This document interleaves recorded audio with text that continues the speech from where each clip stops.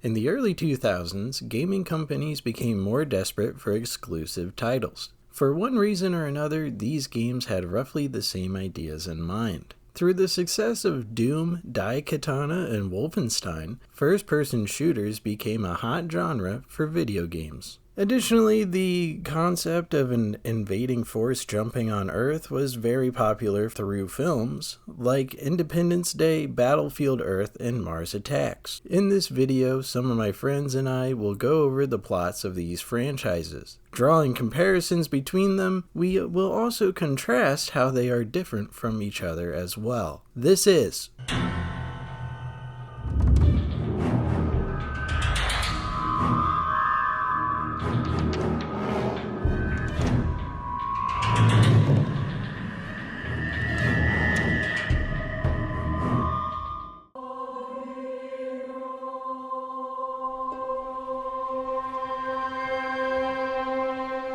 Before 7th generation consoles came out, Killzone was released on the PlayStation 2. The developer, Guerrilla Games, gave the world the first Killzone on November 2nd, 2004. The game was centered around a futuristic battle between the military and United Colonial Nations and the off-planet Interplanetary Strategic Alliance. Due to a nuclear war that almost completely destroyed Earth and all inhabitants, Earthlings colonized two other planets, Vecta and Helghan. The atmosphere and oxygen levels on Helghan caused humans to mutate into terrifying creatures known as the Helghast. This new version of a human became fascinated with controlling Vecta, using their newfound strength, intelligence, and stamina to put in the effort to do so. Scholar Visari leads an effort to control Vecta, with very good troops invading the planet. Playing as Captain Jan Templar, the player explores the vast world of Vecta in order to stop the Helghast threat. You are accompanied by several squad mates, with General Bradley Vauden and Gunner Ricardo Velasquez helping bring tensions to the story. Moralities and strategies become more apparent, with Jan being forced to learn quickly against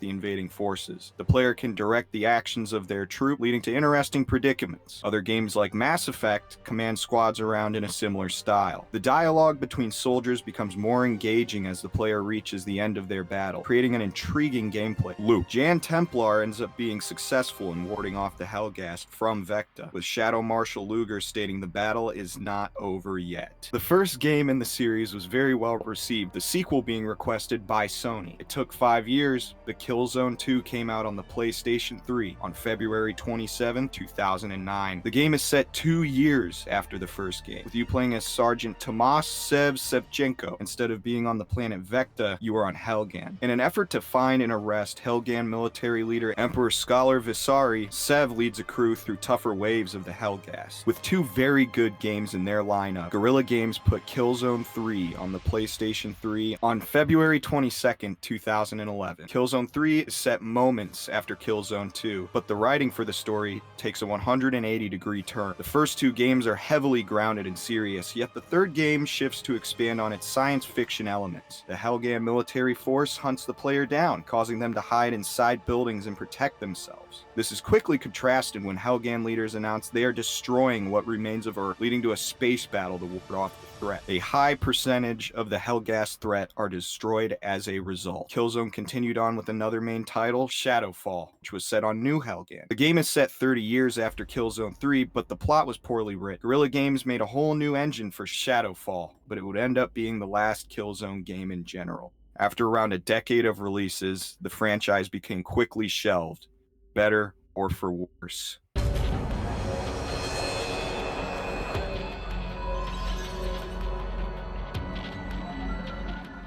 In the PlayStation 3's early days, Sony was looking for more exclusive titles that would help their console stand out. The developers behind Ratchet & Clank, Insomniac Games, came up with the idea of an alien invasion first-person shooter. Set in an alternate universe, where an alien race called the Chimera takes over Earth in the 1950s, Resistance is the story of stopping the ongoing threat. The game was released on November 17, 2006, with the player character being Sergeant Nathan Hale. Sony definitely wanted Resistance to be successful, investing in online multiplayer PvP. Resistance also had downloadable content, with map packs being released for about a year. The reception for the game came with praise, causing Sony to greenlight the sequel. It also helped that Resistance was the highest selling PlayStation 3 launch title. Resistance 2 came out on November 4th, 2008, with the player being Nathan Hale once again. The Chimera threat continues to escalate on Earth, causing Hale to lead a squad to stop operations across the United States. The Chimeran threat continues to escalate on Earth, causing Hale to lead a squad to stop operations across the United States. Even though the reception for Resistance 2 fell flat, the multiplayer returned with great appeal,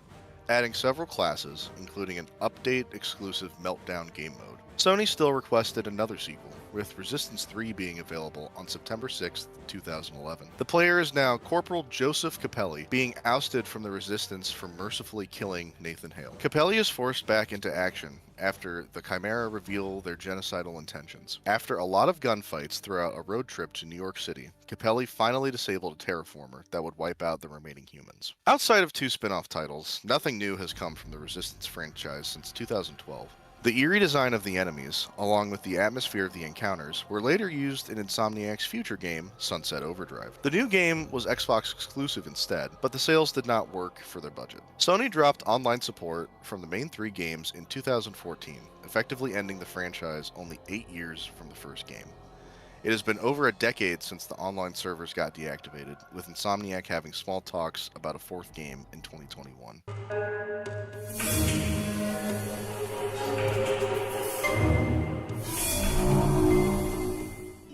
What seems to be the outlier in this discussion, Crysis actually went to both 7th generation consoles. So, why is it included? Because the premise for Crysis, Resistance, and Killzone are very similar. Along with the release times and the fact that Crysis was intended to be just as groundbreaking as the other 2. When coming up with the idea of this video, Crysis appears as more of a Microsoft Windows exclusive, despite the obvious. Crysis was released on Microsoft Windows first on November 7th, 2007. Being developer Crytek's second game after Far Cry, Crysis was about Nomad, a nanosuit-laden soldier tasked with stopping the North Korean and alien Ceph threats.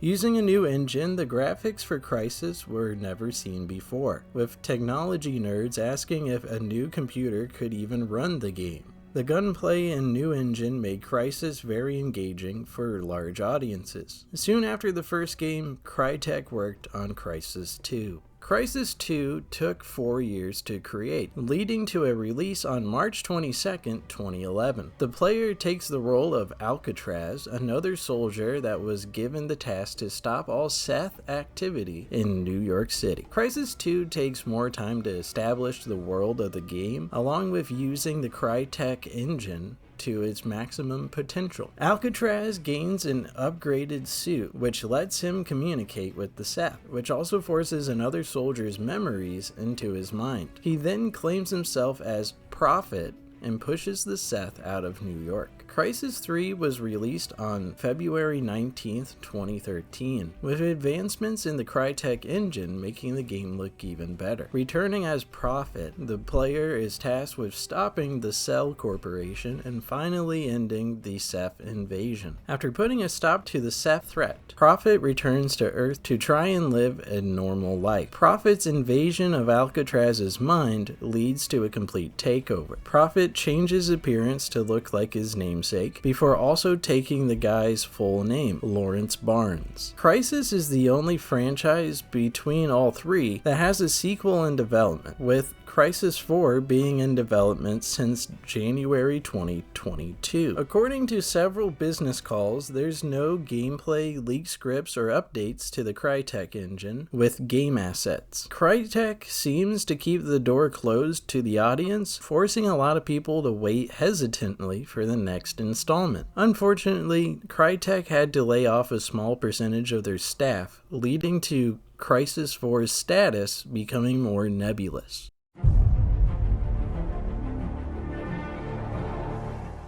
For Killzone, there was 4 main titles. 2004 had Killzone, 2009 had Killzone 2, 2011 had Killzone 3, and 2013 had Killzone Shadowfall.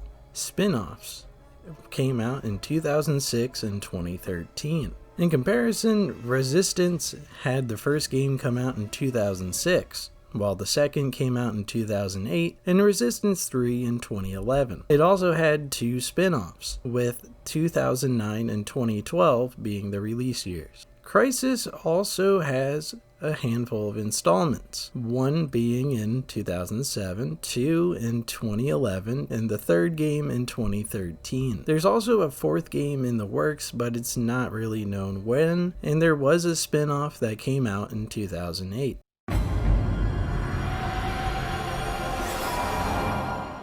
In Killzone, you play as a soldier warding off the genetically alien threat known as the Helghast. When playing Resistance, you play as another soldier tasked to stop the alien race of Chimera. And finally, in Crysis, you play as a super soldier who's requested to stop the complete invasion by the enemy Seth. The best way to separate these franchises is their gameplay. Killzone is gray, interpersonal, and cinematic when played. Resistance dips into science fiction, with lighting effects making the enemy more frightening. Crysis is more detail-oriented, adding an impressive appearance and great gameplay to help it stand out. Out of the 3 franchises, Killzone was the only one labeled as a Call of Duty killer. When you look at the player models from each game, Resistance appears more cartoonish in design. Crysis was made on a whole new engine just to present itself on its own, with the intent for people to buy better equipment just to play it. All 3 series of games are centered around an ongoing alien threat that has the potential to take over the worlds that humans live on. All 3 series also have a squad to command across harsh terrain, while also being in first person. 2 franchises, Killzone and Resistance, were exclusively for the PlayStation 3.